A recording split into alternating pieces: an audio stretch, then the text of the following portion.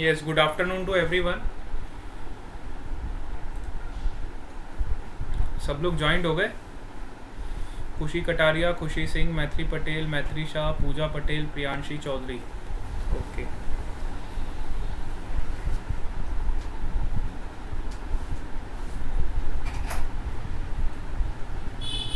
अच्छा, अब आप लोगों से क्वेश्चन सॉल्व हो रहे हैं फ्री बॉडी डायग्राम के. सबने ट्राई किया था होमवर्क? यस बेटा, होमवर्क में क्वेश्चन सॉल्व हो रहे हैं फ्री बॉडी डायग्राम के.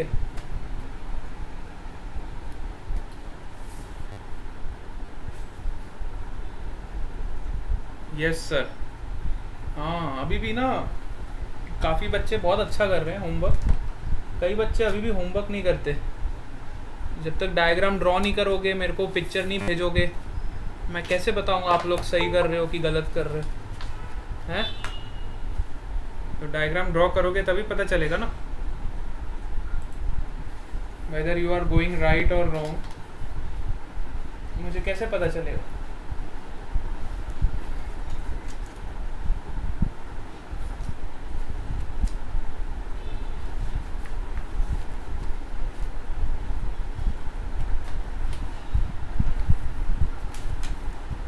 चलो कल का होमवर्क पहले हम देखते हैं एक बार कि कितने बच्चों ने सही किया है, कितने बच्चों ने क्या गड़बड़ करी है.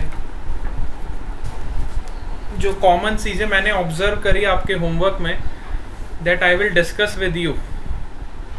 ठीक है? और जो होमवर्क नहीं कर रहे वो होमवर्क करें, ताकि उन्हें पता चलेगा कि कहाँ पे आप रॉन्ग हो. ठीक है? जिन बच्चों ने होमवर्क सबमिट किया उनकी बात करता हूँ, जिन्होंने नहीं किया वो भी देखेंगे ध्यान से कि आप लोग कहाँ पे मिस्टेक करते हो. ठीक है? तो इसलिए सबके लिए कंपलसरी है होमवर्क. इससे आपकी प्रैक्टिस बहुत अच्छी हो जाएगी और बाहुबली क्लास का हमें कुछ फ़ायदा भी मिल जाएगा. ये जो बाहुबली क्लास हम ले रहे हैं, इसका कुछ बेनिफिट भी होना चाहिए ना. क्यों? सही बात है ना? हाँ, कुछ बेनिफिट इसका होना चाहिए ना हमको. Very good afternoon once again to all of you. चलो देखो, कुछ इंपॉर्टेंट पॉइंट्स जो मैंने ऑब्जर्व किए आप लोगों के होमवर्क में से. जैसे कई बच्चे क्या करते हैं, जैसे आपको मैंने ऐसा वेज दिया, ठीक है, और वेज के साथ कोई ब्लॉक ऐसे कांटेक्ट में है,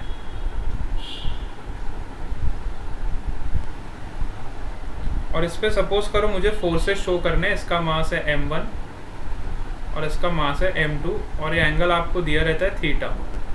ठीक है? इसको मैंने ऐसे ग्राउंड पे प्लेस किया और मैंने आपको बोला बेटा इसका फ्री बॉडी डायग्राम ज़रा ड्रॉ करना. तो कई बच्चों ने तो बहुत अच्छा बनाया, कई बच्चों ने इसको थोड़ा आइडेंटिफाई करने में, बेसिकली जो आपकी प्रॉब्लम आ रही है वो नॉर्मल रिएक्शन को शो करने में आ रही है कि नॉर्मल रिएक्शन की डायरेक्शन को हम कैसे शो करें. तो एक चीज़ हमेशा ध्यान रखो, पहले अपना सिस्टम को डिसाइड करो. जैसे मैंने पहले m1 मास को सिस्टम ले लिया. ठीक है? तो m1 मास को इधर आप ड्रॉ कर दो. अब इस डायग्राम में ध्यान से देखो, m1 और m2 का कांटेक्ट पॉइंट कहाँ पे है? ये सरफेस पे इन दोनों का कांटेक्ट हो रहा है. तो नॉर्मल फोर्स जो लगता है हमेशा सरफेस के परपेंडिकुलर लगता है. Normal force will always perpendicular to the surface, है ना. तो इस ब्लॉक पे जो नॉर्मल लगेगा वो इस ब्लॉक के परपेंडिकुलर ऐसे लगेगा, इसकी सरफेस के परपेंडिकुलर लगेगा, है ना. ये ब्लॉक पे लगेगा. हम फ्री बॉडी डायग्राम ब्लॉक का बना रहे. और कौन से फोर्सेस ब्लॉक पे लग रहे हैं? एक तो ब्लॉक की mg लग रही. ठीक है? कई बच्चों को दिक्कत आती है, सर ये एंगल कैसे मेजर करूं, मेरे को अभी तक एंगल समझ ही नहीं आया, मैं एंगल को कैसे बनाऊं. तो एंगल को एनालाइज करने का सबसे अच्छा और सबसे सिंपल तरीका यही है, आप एक हॉरिजॉन्टल लाइन को ड्रॉ करो और ये वर्टिकल लाइन को भी एक्सटेंड करो. ठीक है? हॉरिजॉन्टल और वर्टिकल लाइन को अच्छे से एक्सटेंड करो. अब आप ध्यान से देखो, तो आपका जो थीटा एंगल है ये हॉरिजॉन्टल के साथ है इस इंक्लाइन प्लेन का। तो ये सपोज करो आपका इंक्लाइन प्लेन है, यहाँ पे आपकी हॉरिजॉन्टल लाइन है, तो ये एंगल आपका थीटा है। बिल्कुल ऐसा डायग्राम आप इधर बनाने की कोशिश करो, यहाँ से देखो और इधर ड्रॉ करने का ट्राई करो।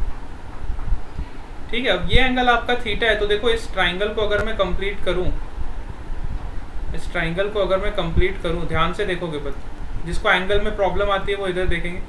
अगर मैं इस ट्राइंगल को कंप्लीट करूँ तो देखो ये एंगल आपका थीटा है और ये एंगल 90 डिग्री है, तो ये 90 माइनस थीटा हो जाए। This angle will be 90 minus theta, छोटा वाला। और अब आप देखो तो ये दोनों मिला के 90 बना रहे इस एंगल को, तो ये एंगल कितना हो जाएगा, थीटा हो जाएगा।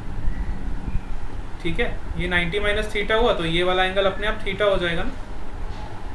थीटा प्लस 90 माइनस थीटा, ये दोनों मिला के 90 बना रहे, तो आपके एंगल भी आइडेंटिफाई हो गए। समझ आ रही है? इस तरह से आप इस डायग्राम को देख के फ्री बॉडी डायग्राम में एंगल को ड्रॉ कर सकते हो। You can draw angle in free body diagram with the help of your main diagram. ये आपका मेन डायग्राम, यहाँ से आप देख के फ्री बॉडी डायग्राम में एंगल को प्लॉट कर सकते हो। ठीक है, जिन बच्चों को एंगल में दिक्कत आती है, कई बार हम एंगल में कंफ्यूज हो जाते हैं, कई बार हमें नॉर्मल फोर्स की डायरेक्शन में कंफ्यूजन होता है, तो आपका जो मैंने होमवर्क को एनालाइज किया उसको देख के मुझे आइडेंटिफाई हुआ कि बच्चों को यहाँ पे दिक्कत आ रही। तो अभी एक पॉइंट और मैंने ऑब्जर्व किया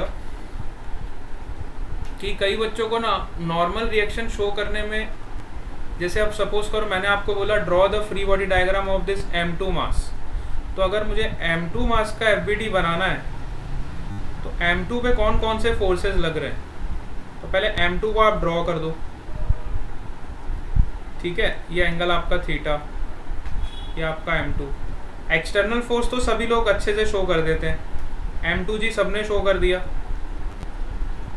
अब कई बच्चे क्या करें, ये वाला कांटेक्ट उन्होंने देखा ही नहीं।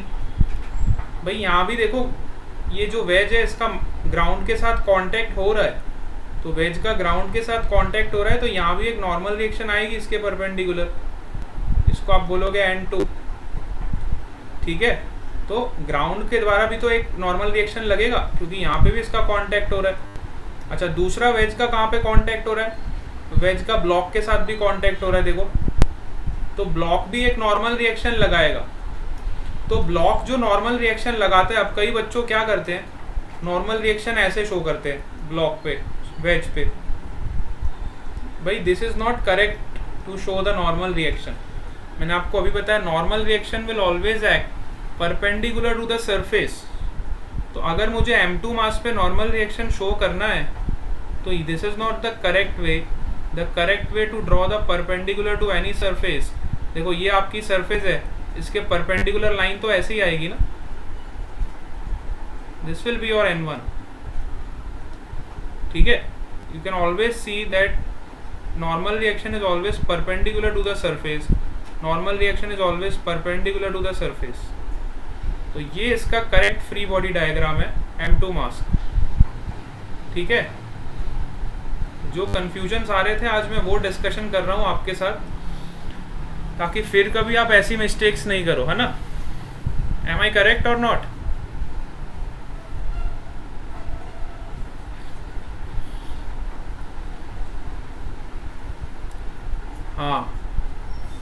हाँ, जी वाला एक बार मैं करवाता हूँ, जी वाले में भी बहुत दिक्कत आई है। हाँ, जी वाला फिर से करवाता हूँ। देखो, हाँ यहाँ पे देखो दो एंगल्स आ जाते हैं, तो कई बार हमें कंफ्यूजन आता है, सर दो एंगल्स है तो हम इसको कैसे प्लॉट करें, है ना। जी वाला देखो, सपोज करो हमारे पास ऐसा एक ट्रायंगुलर ब्लॉक है और इसके दोनों एंगल्स अलग अलग। एक एंगल आपका दिया हुआ है अल्फा और एक एंगल दिया हुआ है आपका बीटा। ठीक है, यहाँ पे हमने ऐसी पुली रखी है और इसको ब्लॉक से कनेक्ट किया हुआ है अलग अलग। One is of mass M1, another is of mass M2।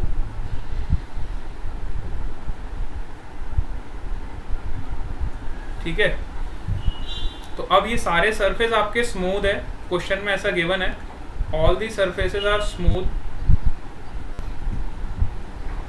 और पुली का कोई भी मास नहीं है, pulley is your massless, pulley का कोई भी मास नहीं है, pulley is massless. All the surfaces are smooth मतलब ये भी सरफेस आपका स्मूथ है जो ग्राउंड के साथ कांटेक्ट में है, दिस इज ऑल्सो स्मूथ, मतलब किसी भी तरह का कोई फ्रिक्शन फोर्स नहीं लगेगा, है ना। सारे सरफेस आपके कैसे स्मूथ है, and pulley is also massless. तो अब सपोज करो हमें सबसे पहले फ्री बॉडी डायग्राम बनाना है M1 का। चलो पहले हम M1 को सिस्टम मानते हैं और M1 का फ्री बॉडी डायग्राम बनाते हैं, ठीक है। तो M1 ब्लॉक को सबसे पहले ड्रॉ कर दो।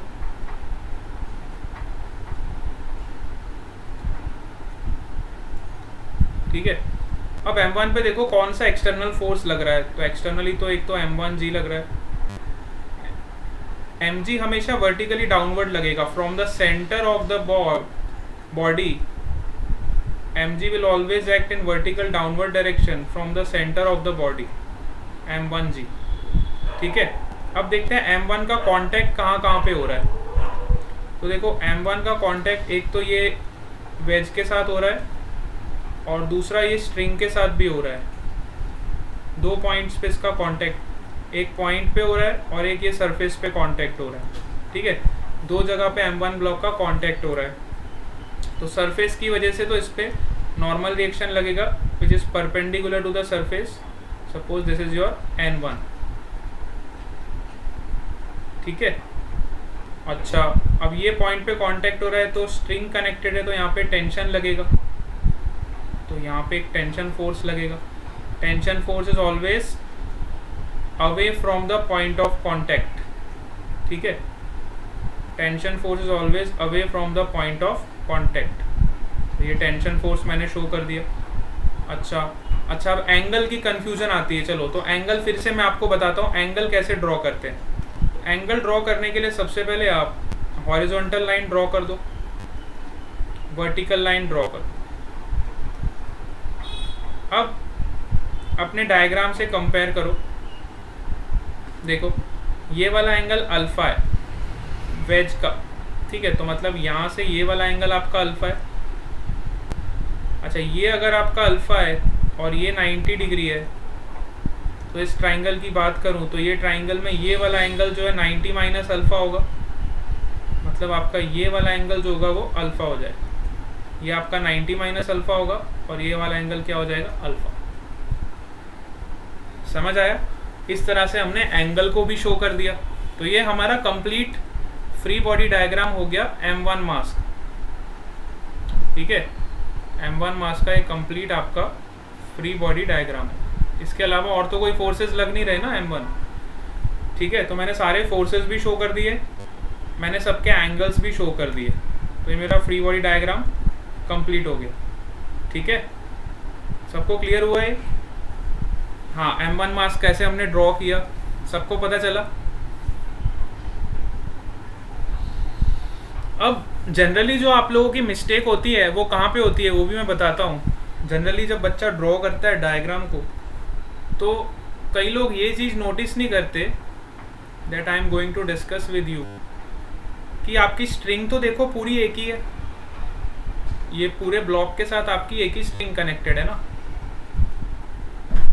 ये पूरी एक ही स्ट्रिंग है आपकी, है ना। यहाँ से लेके यहाँ तक A पॉइंट से लेके B पॉइंट तक आपकी एक ही स्ट्रिंग कनेक्टेड है। तो अगर ये वाली स्ट्रिंग में टेंशन T होगा तो ये वाली स्ट्रिंग में भी आपका टेंशन T ही होगा। कई बच्चे यहाँ पे ना T1 T2 लिख देते हैं। T1 T2 क्यों लिखते हो आप लोग? आप देखो स्ट्रिंग यहाँ पे पूरी एक ही है ना, एक ही स्ट्रिंग कनेक्टेड है। तो एक ही स्ट्रिंग कनेक्टेड है तो उसमें टेंशन भी सेम होगा ना। मैंने कोई दूसरी स्ट्रिंग थोड़ी कनेक्ट करी है यहाँ पे, single string is connected, so tension in the string will remain same. पूरी स्ट्रिंग में आपका एक ही टेंशन होगा। कई बच्चे गड़बड़ करते हैं यहाँ पे, पहले वाले ब्लॉक में T1 लिखते हैं, दूसरे वाले ब्लॉक में T2 लिख देते हैं। नहीं, ऐसे नहीं करना। आपको देखना है कि वहाँ पे कितनी स्ट्रिंग कनेक्टेड है। तो एक ही स्ट्रिंग से दोनों ब्लॉक्स आपके कनेक्टेड है, सो आपको एक ही टेंशन को यूज़ करना है, ठीक है। इस बात का भी ध्यान रखो जब आप फ्री बॉडी डायग्राम को ड्रॉ करते हो, ठीक है। चलो अब इस ब्लॉक का एफबीडी बनाते हैं। इस ब्लॉक का एफबीडी बना के देखते, देखो कैसा बनेगा। M2 ब्लॉक का एफबीडी बनाओ। तो सबसे पहले M2 ब्लॉक को ड्रॉ करो। ये हमने M2 ब्लॉक को ड्रॉ किया,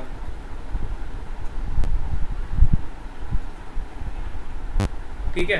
तो M2G तो हमेशा वर्टिकली डाउनवर्ड ही लगेगा। From the centre of body it will acts in vertically downward direction.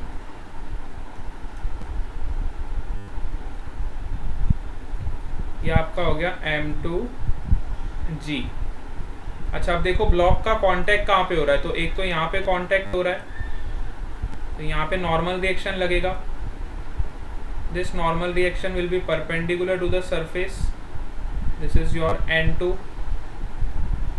और इस पॉइंट पे इसका कांटेक्ट हो रहा है, तो यहाँ पे एक टेंशन फोर्स लगेगा, तो ये टेंशन को आप इधर शो करोगे, एकदम इसकी तरह ही शो करोगे। जैसे इसमें ऐसे पैरेलल लाइन जा रही है, तो इसमें भी आपकी ऐसी पैरेलल जानी चाहिए, ठीक है।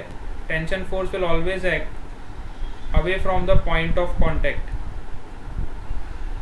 चलो ये मैंने सारे फोर्सेस तो शो कर दिए, अब मेरे को एंगल शो करना है। तो एंगल के लिए आप हमेशा ध्यान रखोगे, draw this horizontal line, draw this vertical line. Now you can simply show, देखो ये वाली लाइन के साथ आपका ये एंगल बीटा होगा, तो ये 90 है, तो ये 90 माइनस बीटा, तो ये वाला एंगल आपका बीटा हो जाएगा, ठीक है। ट्राइंगल में देखोगे ये एंगल आपका बीटा है, हॉरिजॉन्टल के साथ देखो मेन डायग्राम में देखो ये एंगल बीटा है, तो एफबीडी में भी देखो हॉरिजॉन्टल के साथ ये वाला एंगल आपका बीटा होगा, ठीक है। ये वाला एंगल आपका बीटा होगा, और ये 90 डिग्री है, तो ये 90 माइनस बीटा, तो ये वाला एंगल आपका क्या हो जाएगा, बीटा हो जाएगा, ठीक है। इस तरह से आप अपने मेन डायग्राम से अपने एफबीडी के डायग्राम को कंपेयर करके एंगल भी आइडेंटिफाई कर सकते हो, ठीक है। चलो अब जो बीच वाला पोर्शन बचा है इसकी बात करते हैं। यहां तक सबको क्लियर हुआ? Yes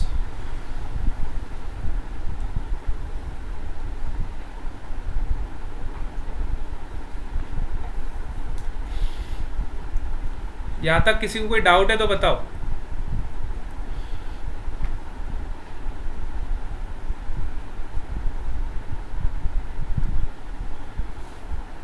All of you clear up to this point? No doubt. Very good. चलो अब देखो, अब हमें ये ट्राइंगल का एफबीडी बनाना है ना। तो ट्राइंगल का एफबीडी कैसे बनेगा देखो। तो अब मैंने ऐसा ट्राइंगल ड्रॉ कर दिया,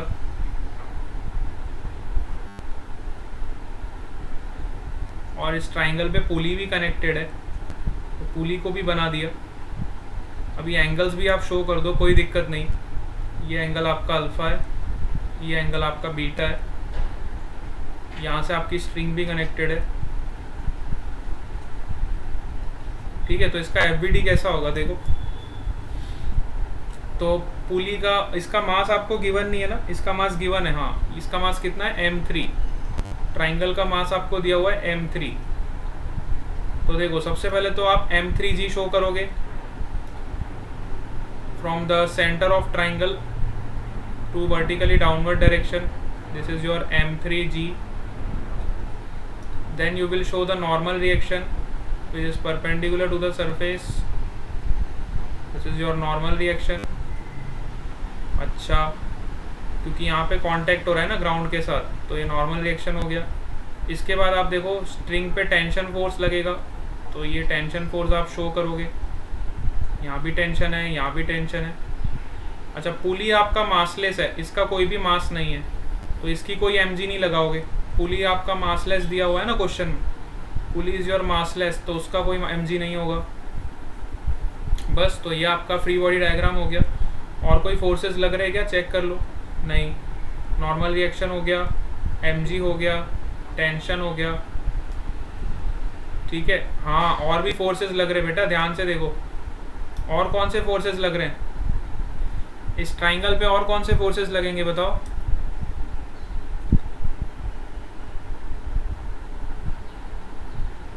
यस, डायग्राम को ध्यान से देखोगे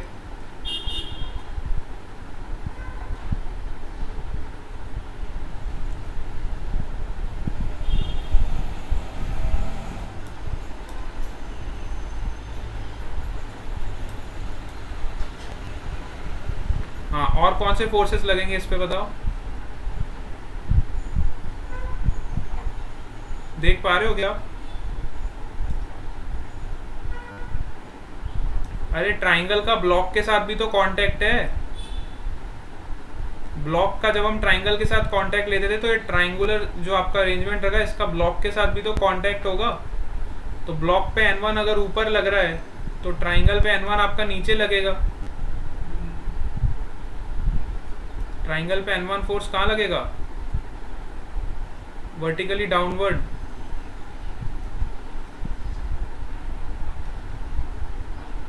विच will be always perpendicular to the surface. और यहाँ पे N2 लगेगा which is also perpendicular to the surface. तो अब ये आपका कंप्लीट फ्री बॉडी डायग्राम हो गया। N1 N2, this is normal reaction N, T1 और T2, ठीक है, T और T। हाँ, अब कोई भी फोर्सेस देखो नहीं बच रहा, जितने भी फोर्सेस है आप बार बार मेन डायग्राम को बहुत ध्यान से देखोगे और कौन कौन से फोर्सेस लग रहे हैं, उसके बाद FBD बनेगा। समझ आया क्या ये? तो ये जी पार्ट आपका पूरा कंप्लीट हुआ है। इस तरह से आपको एक एक कंपोनेंट का फ्री बॉडी डायग्राम बनाना था। ये जी पार्ट का पूरा कंप्लीट आंसर है। चलो, और कौन से पार्ट में दिक्कत हो रही थी आपको? हाँ, कई बच्चे ना इसमें बहुत गड़बड़ कर रहे थे, देखो वो भी मैं डिस्कस कर देता हूँ। Part number F, part number F में भी गलती करी। क्या गलती करी? सिंपल सी मिस्टेक है, लेकिन वो मिस्टेक होनी नहीं चाहिए, इतनी सिली मिस्टेक नहीं होनी चाहिए। सपोज करो मैंने यहाँ पे एक पुली लगाई हुई है और उस पुली से मैंने दो मासेस लगाए, ठीक है। This is your mass M1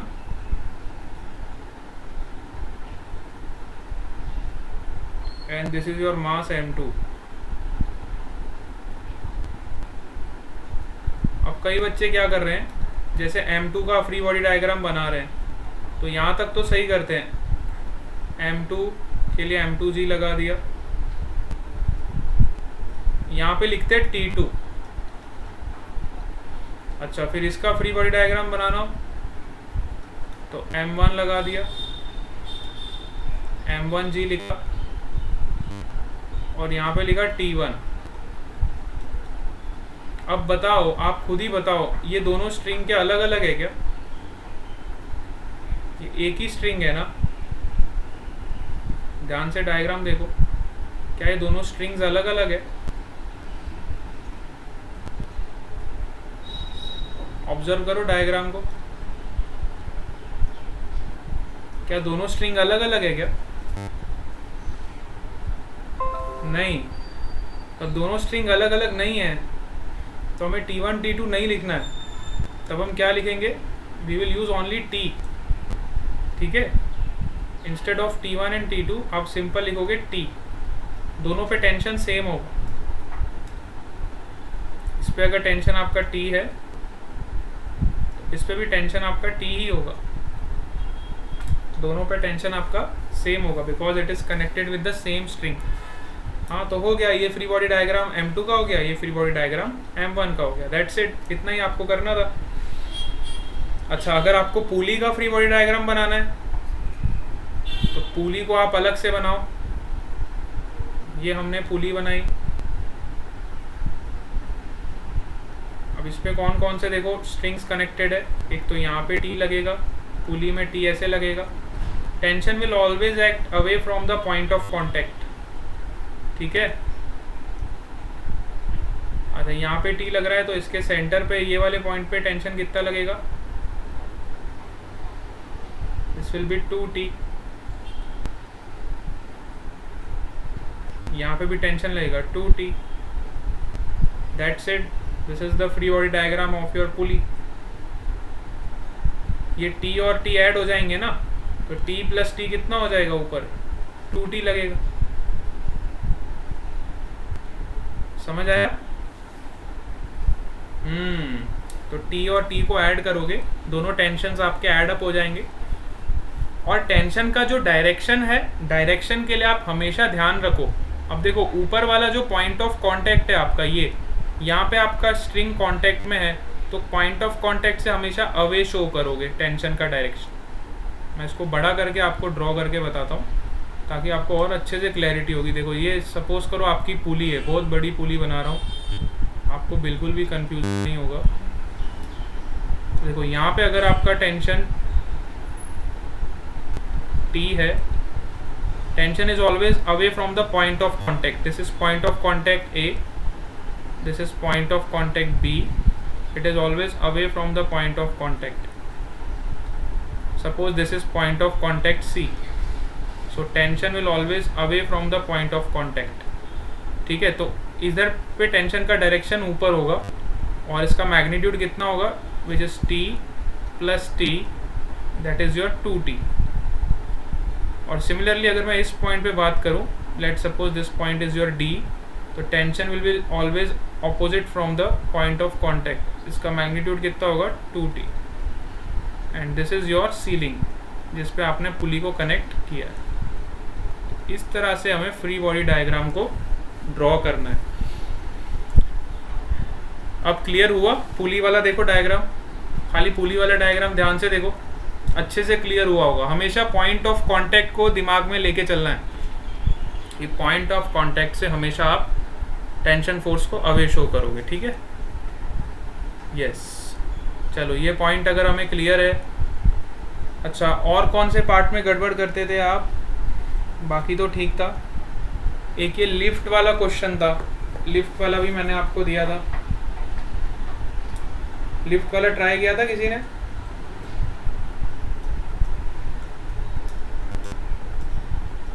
lift वाला सबने सही किया था मेरे ख्याल से। हाँ, तो जो कॉमन मिस्टेक्स थी वो मैंने आपके साथ डिस्कस कर दी। ये पॉइंट्स पे हम मिस्टेक्स कर रहे थे, तो उसको ध्यान रखना है अपने। ठीक है,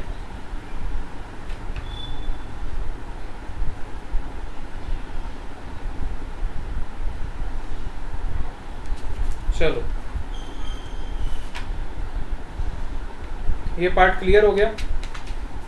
चलो एक आध एग्जांपल और इस पे देखते हैं। फ्री बॉडी डायग्राम अगर आपको क्लियर है, देखो आज की क्लास भी मैं आपको इस टाइप के क्वेश्चंस कराऊंगा। हम फ्री बॉडी डायग्राम के न्यूमेरिकल पॉइंट ऑफ व्यू से जो अप्रोच है वो सारी सॉल्व करेंगे। ठीक है, ताकि आपका ये चैप्टर जितना ज़्यादा क्लियर होगा तो उतना आपको वर्क एनर्जी पावर को सॉल्व करने में और मज़ा आएगा। वर्क एनर्जी पावर में भी आपको यही करना है, वहाँ भी हमें फ्री बॉडी डायग्राम ही बनाने है ना। वर्क एनर्जी पावर जब हम पढ़ते हैं तो वहाँ भी हमें FBD बनाना ही पड़ेगा। अब फिजिक्स में जितने भी चैप्टर पढ़ोगे सब में आपको FBD तो आना ही आना है। FBD इतना कंपलसरी है कि आपको बिना FBD के काम नहीं चलेगा फिजिक्स में। ठीक है, चलो एक एग्जांपल और देखते हैं। बहुत शानदार एग्जांपल है। आज की बाहुबली क्लास हमारी बहुत अच्छी हो जाएगी। सपोज करो हमारे पास एक ब्लॉक है, मास है 10 kg, और इससे दूसरा एक ब्लॉक कनेक्टेड है, इसका मास है 20 kg, और ये कनेक्टेड है वॉल के साथ।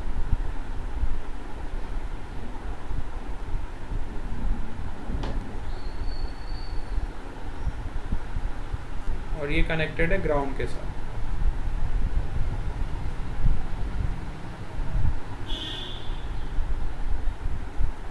ठीक है,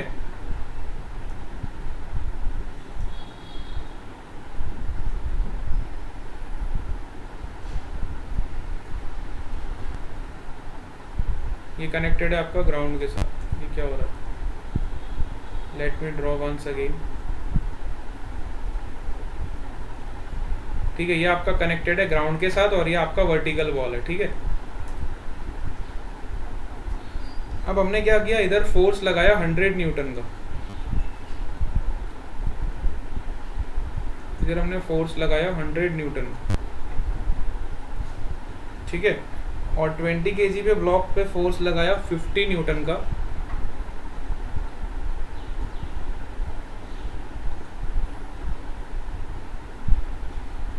eight an angle of 30 degree.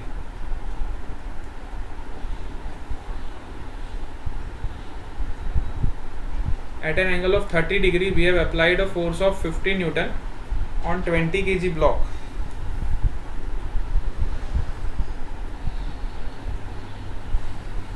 Now we have to calculate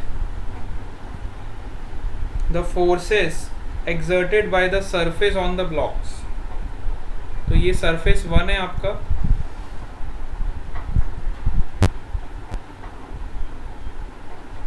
और ये surface आपका 2 है।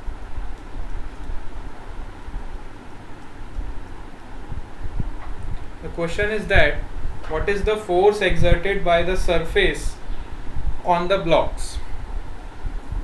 ठीक है, तो सरफेस की वजह से ब्लॉक पे कितना फोर्स लग रहा है ये हमें फाइंड करना है। तो सबसे पहले हमें इसका फ्री बॉडी डायग्राम बनाना पड़ेगा। तो चलो सबसे पहले मैं 10 kg वाले ब्लॉक का फ्री बॉडी डायग्राम बनाता हूँ।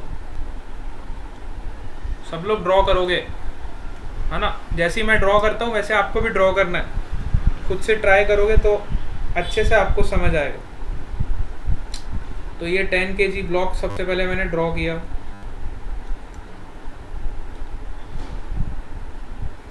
अब इस पे सबसे पहले आप एक्सटर्नल फोर्सेस को शो करोगे। एक्सटर्नल फोर्सेस में क्या आएगा, mg विच इज 10g। अच्छा, यहाँ पे इसका कांटेक्ट हो रहा है तो यहाँ पे एक नॉर्मल रिएक्शन आएगा।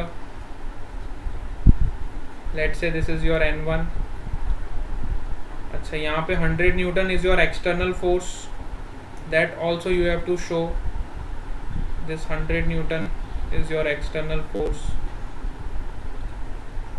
ठीक है, अच्छा जब मैं ये फोर्स लगाऊंगा तो यहाँ पे भी ये वाला जो ब्लॉक है 20 kg वाले को प्रेस करेगा।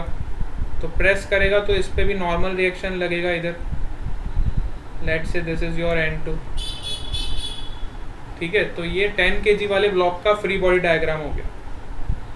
वैसे ही मैं 20 kg वाले का भी फ्री बॉडी डायग्राम बनाऊंगा।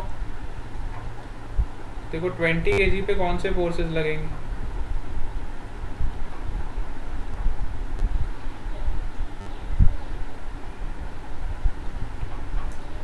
तो 20 kg पे देखो एक नॉर्मल रिएक्शन ये लगेगा, this is same which is N2।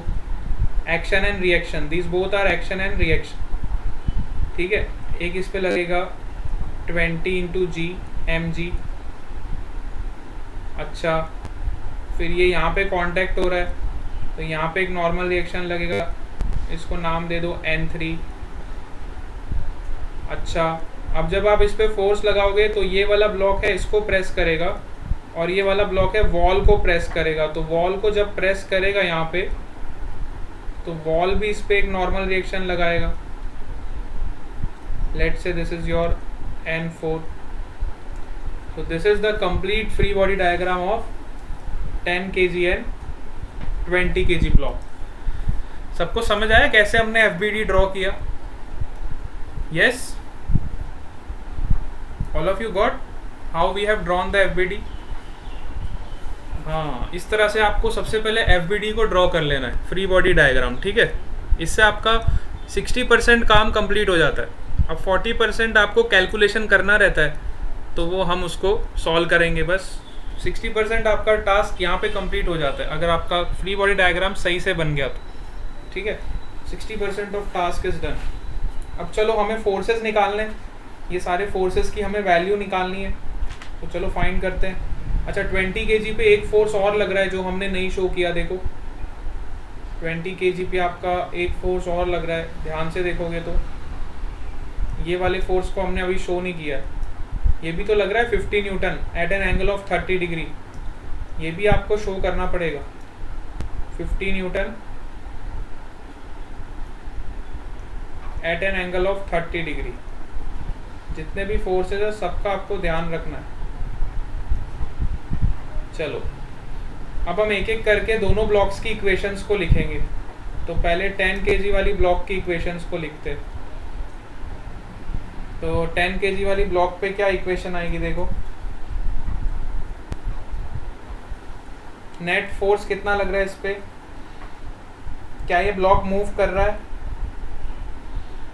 ये ब्लॉक आपका रेस्ट में है ना, आगे तो नहीं जा रहा है, क्या ये ब्लॉक आपका मूव कर रहा है, नहीं कर रहा है, ध्यान से देखो कर रहा है कि नहीं कर रहा है, दोनों ब्लॉक आपस में चिपके हुए हैं, तो मूव कैसे करेंगे, आप फोर्स ही वॉल की डायरेक्शन में लगा रहे हो तो ब्लॉक मूव थोड़ी करेंगे, वो तो रेस्ट में ही रहेंगे ना, ब्लॉक्स आर नॉट मूविंग। आप खुद इमेजिन करके देखो वो सिचुएशन को, आपने अपने हाथ से उसको धक्का लगाया, तो धक्का लगाओगे तो ब्लॉक के आगे तो वॉल है, तो ब्लॉक आगे तो मूव ही नहीं कर पाएगा, है ना। इसका मतलब इस ब्लॉक पे जो नेट हॉरिजॉन्टल फोर्स होगा, नेट हॉरिजॉन्टल फोर्स वो 0 के बराबर होगा। तो नेट हॉरिजॉन्टल फोर्स निकालते हैं। तो हॉरिजॉन्टल में कौन सा फोर्स लग रहा है देखो, 100 न्यूटन और N2। तो आई विल राइट साइड को पॉजिटिव ले लो, लेफ्ट साइड को नेगेटिव ले लो। So you will write plus 100 minus N2 is equal to 0। तो यहाँ से आपको N2 का वैल्यू डायरेक्ट मिल जाएगा, N2 is equal to 100 Newton. तो आपका फर्स्ट आंसर तो आ गया, आपने N2 का वैल्यू निकाल दिया। चलो अब आपका क्या ये ब्लॉक हवा में ऊपर उठ रहा है, नहीं उठ रहा है, ऊपर भी नहीं उठ रहा है, आगे भी नहीं बढ़ रहा है, तो इसका मतलब आपका नेट वर्टिकल फोर्स भी क्या होगा, 0 होगा। सो ये ब्लॉक की अगर मैं बात करूं तो नेट आपका वर्टिकल फोर्स भी क्या हो जाएगा, नेट वर्टिकल फोर्स भी आपका 0 हो जाएगा। तो अपवर्ड वाले को पॉजिटिव ले लो, डाउनवर्ड को नेगेटिव ले लो। तो ये क्या हो जाएगा देखो, plus N1 minus 10G, 10G का मतलब हो गया 100, G का वैल्यू 10 ले लो, तो 10 into 10 will be 100 which is equal to 0। तो N1 का भी वैल्यू आपको क्या मिल गया, 100 न्यूटन, ठीक है, N1 भी 100 न्यूटन और N2 भी 100 न्यूटन। तो ये तो हमें फर्स्ट ब्लॉक से आंसर मिल गया। अब चलो सेकेंड ब्लॉक पे इक्वेशन निकालते। तो अब सेकेंड ब्लॉक्स पे हम इक्वेशंस लिखेंगे। तो सेकेंड ब्लॉक पे इक्वेशन क्या होगी, पहले आप इस फोर्स को रिजॉल्व करोगे। ये 50 न्यूटन के दो कंपोनेंट होंगे, one is perpendicular to the surface, another is parallel to the surface. तो ये कंपोनेंट क्या होगा, 50 sin 30 which is equal to 25 newton, और ये कंपोनेंट आपका क्या होगा, 50 cos 30 विच इज 25 रूट 3। ठीक है, तो दोनों को हमने रिजॉल्व कर दिया। अब चाहो तो एक डायग्राम अलग से और बना लो ताकि आपको कंफ्यूजन ना हो। ये 20 kg का ब्लॉक है, इस पे N4 लग रहा है, इधर से N2 लग रहा है, ऊपर से कौन सा फोर्स लग रहा है, 25 रूट 3। अच्छा, यहाँ पे एक फोर्स और लग रहा है, 50 sin 30 25। तो यहाँ पे एक फोर्स और लिखोगे 25, नीचे क्या लग रहा है 20G मतलब 200 न्यूटन। तो एक डायग्राम हमने और बना लिया जिसपे हमने सारे फोर्सेस को वापस से शो कर दिया। ठीक है, इसके अलावा इस पे N3 भी लग रहा है, ऊपर की तरफ, ऊपर की तरफ क्या लग रहा है, N3। ठीक है, तो अब वापस देखो, ये वाला ब्लॉक आपका रेस्ट पे है ना, ये वाला ब्लॉक आपका किस पे है, रेस्ट पे। तो रेस्ट पे है तो हम वापस से वही सेम फंडा लगाएंगे हमारा, net horizontal force, net horizontal force is equal to 0। तो हॉरिजॉन्टल में कौन कौन से फोर्स लग रहे हैं, तो राइट साइड को पॉजिटिव ले लोगे, लेफ्ट साइड को नेगेटिव ले लोगे, तो नेट फोर्स निकालेंगे। देखो राइट साइड कौन से फोर्सेस जा रहे हैं, N2, तो लिखोगे plus N2 minus 25 minus N4 which is equal to 0। ठीक है। अब सिमिलरली आप वर्टिकल के लिए भी इक्वेशन लिखोगे, नेट वर्टिकल फोर्स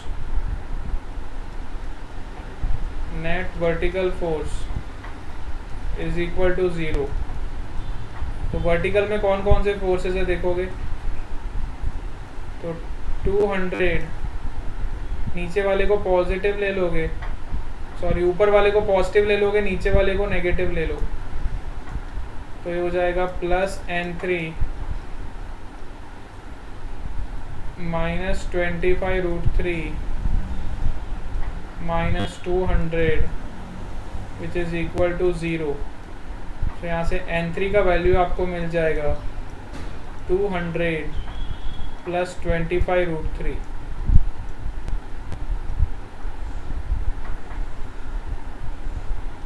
N3 का वैल्यू कितना मिलेगा, 200 प्लस 25√3।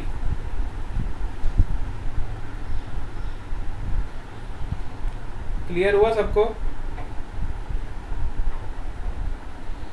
अच्छा, N2 का वैल्यू हमें पता ही है, N2 का वैल्यू हमने यहाँ पहले निकाला था, कितना है, यहाँ से आप देख सकते हो।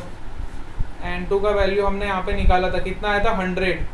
तो हम यहाँ पे पुट करेंगे N2 का वैल्यू, N2 का वैल्यू हम यहाँ पे पुट करेंगे 100, तो हमें N4 का वैल्यू मिल जाएगा, N4 is equal to 100 minus 25 which is equal to 75 Newton.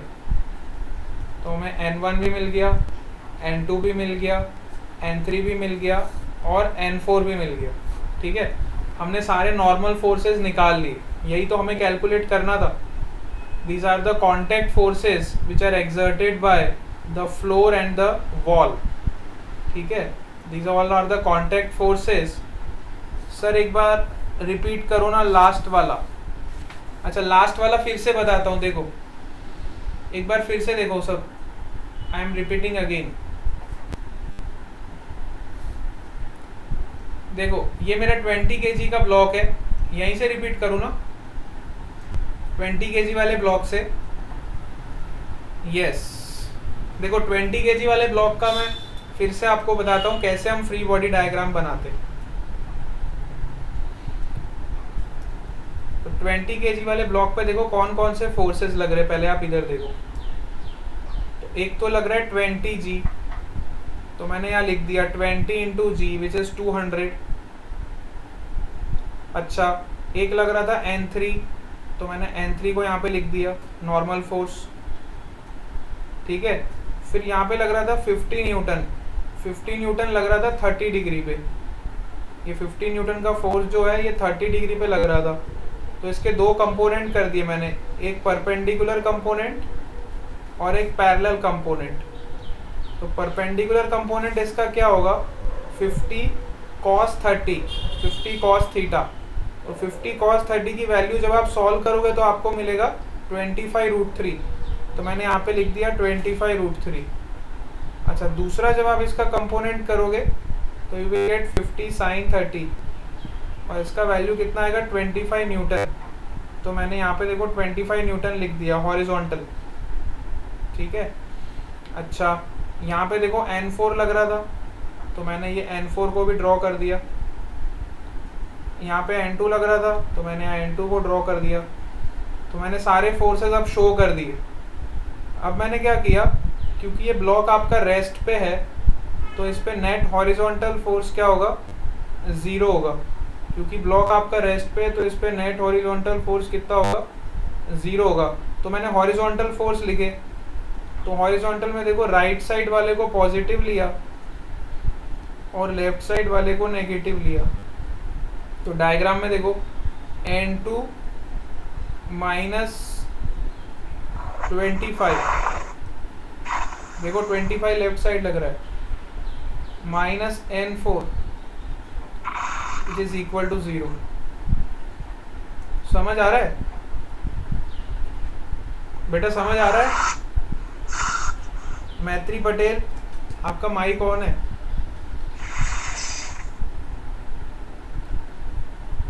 चलो ठीक है ना? अगर फिर से डाउट आ रहा है तो बताओ, मैं इसको फिर से भी रिपीट कर दूंगा। कई बार हमें एक बार में चीजें क्लियर नहीं होती तो एक दो बार और समझ लो उसको, क्या दिक्कत है ना? क्लियर हो गया?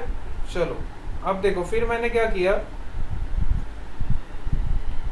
ये मैंने लिख दिया हॉरिजॉन्टल एक्सिस के लिए। हॉरिजॉन्टल एक्सिस के लिए मेरा ये इक्वेशन हो गया। अब आपका ब्लॉक रेस्ट पे है तो वर्टिकल डायरेक्शन में भी उसका कोई मोशन नहीं होगा, तो वर्टिकल पे भी उसका नेट फोर्स 0 होना चाहिए। तो मैंने वर्टिकल के फोर्सेस लिखे। तो वर्टिकल पे कौन कौन से फोर्सेस लग रहे देखो, एक तो लगेगा N3 लग रहा है ऊपर की तरफ। ऊपर को मैंने पॉजिटिव मान लिया, नीचे को मैंने नेगेटिव मान। तो N3 को मैंने लिखा प्लस N3 माइनस 25√3। तो ये नेगेटिव है तो इसको माइनस 25√3 लिखा, क्योंकि ये नीचे की तरफ लग रहा है। 200 वाला फोर्स भी आपका नीचे की तरफ लग रहा है तो उसको ही मैंने माइनस लिखा, और इक्वल टू किसके कर दिया, 0 के। तो यहाँ से मुझे N3 का वैल्यू पता चल गया। N3 का वैल्यू कितना आ गया, 200 प्लस 25√3 न्यूटन। ठीक है, N3 का वैल्यू मेरे को यहाँ से पता चल गया। अच्छा, अब N4 का वैल्यू निकालना था, तो N4 के लिए N2 का वैल्यू तो हम पहले ही निकाल चुके थे ना। यहाँ पे फर्स्ट ब्लॉक का जब हमने FBD बनाया था तो हमें N2 का वैल्यू कितना मिला था, 100 न्यूटन। तो उसका वैल्यू मैंने यहाँ पे पुट किया, N2 का वैल्यू 100 न्यूटन मैंने यहाँ पे पुट किया। ठीक है, तो यहाँ पे जैसे 100 न्यूटन पुट किया तो यहाँ पे मुझे N4 का वैल्यू मिल गया। N4 का वैल्यू कितना मिला, 100 माइनस 25 विच इज 75 न्यूटन। अब क्लियर हुआ सबको? यस?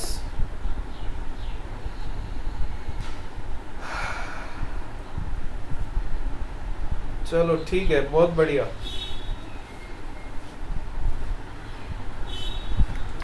बहुत अच्छे से क्लियर होगा ना सबको? अभी भी कोई डाउट है तो बताओ। एक एग्जांपल हम और अच्छा सा करते हैं ताकि आपका पूरा प्रॉब्लम सॉल्व हो जाएगा। ठीक है,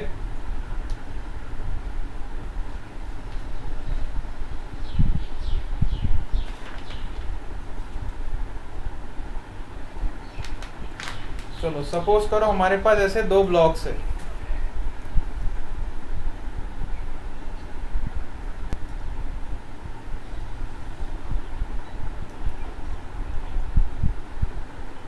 सपोज करो हमारे पास इधर दो ब्लॉक्स है, this is your M1, this is your M2। ठीक है, this is your block A, this is your block B। अब इस पे मैंने फोर्स लगाया F। ठीक है, ये सरफेस आपका स्मूथ है।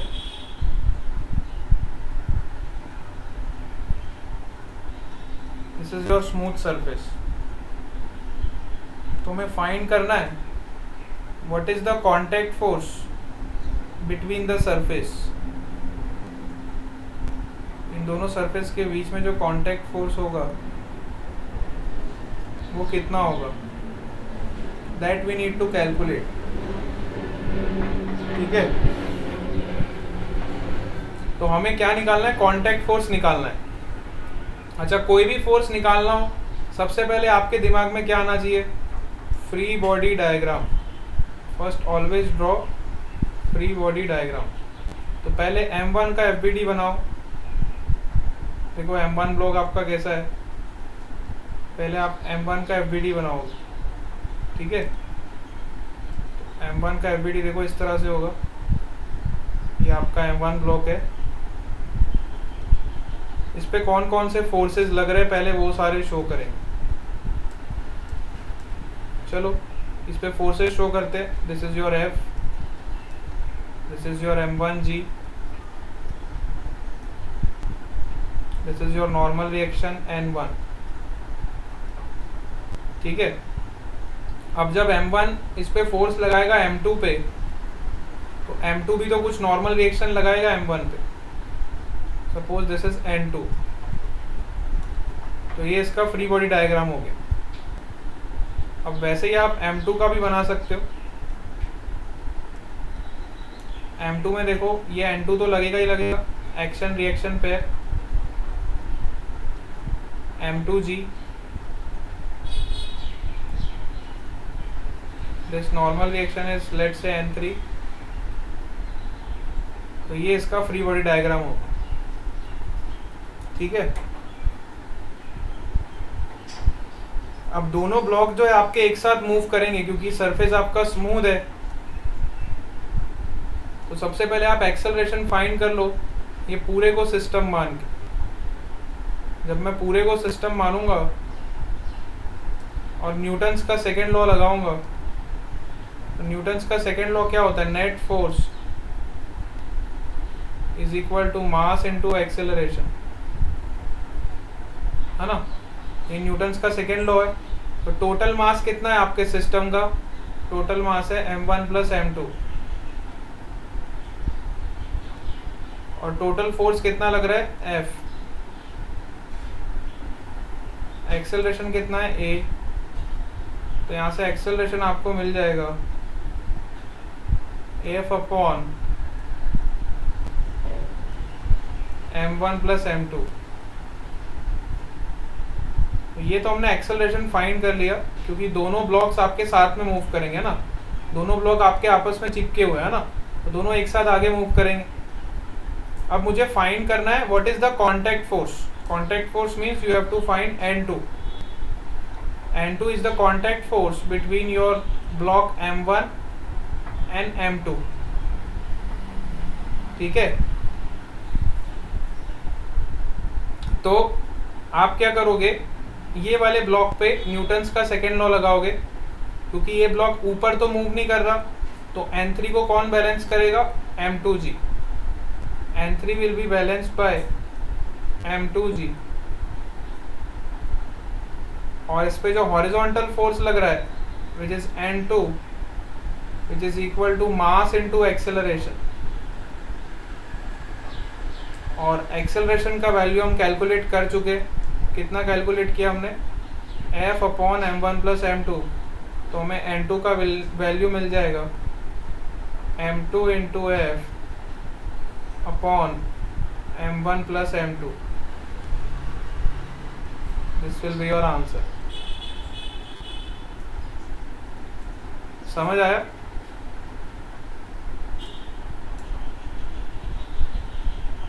यस।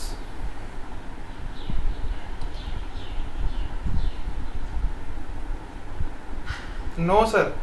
चलो फिर से देखते हैं। नहीं समझ आया अपने को, मान लो कुछ भी नहीं आया, ठीक है। मेरे को मान लो इसका A फॉर एप्पल भी समझ नहीं आया, तो मैं क्या करूंगा, देखो इधर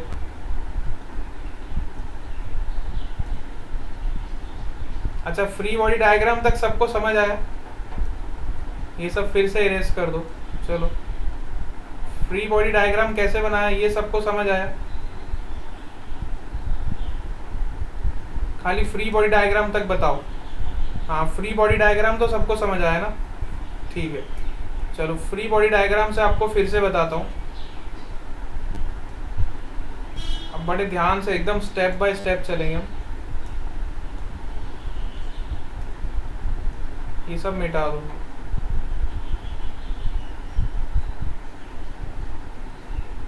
सपोज करो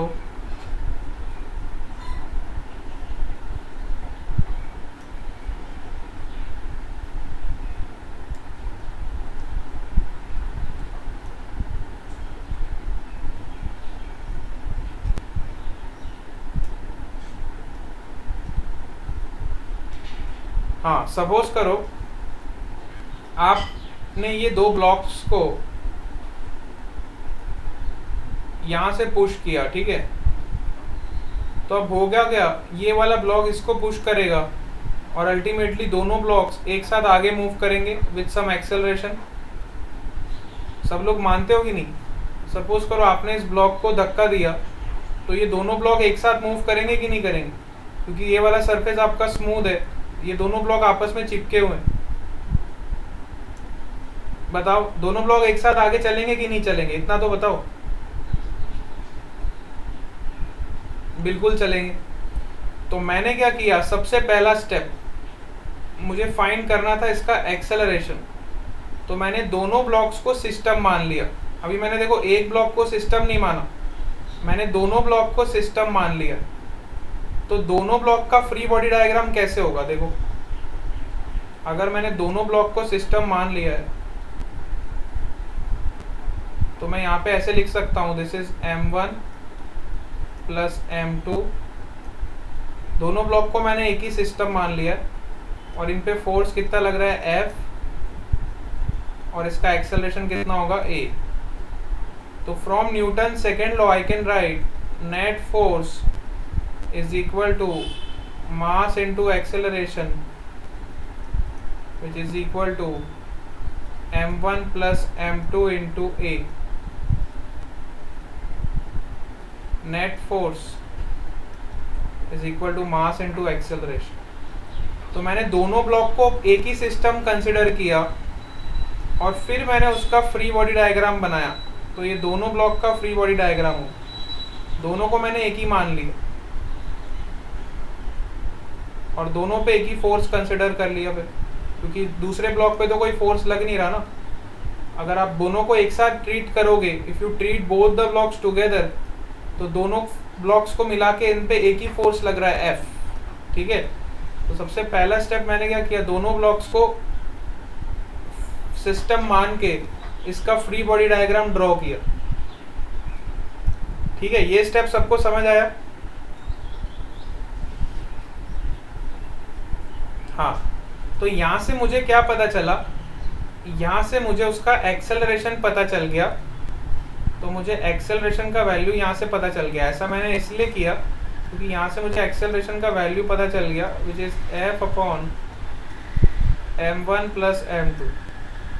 अब इस इक्वेशन को नाम दे दो आप इक्वेशन नंबर 1।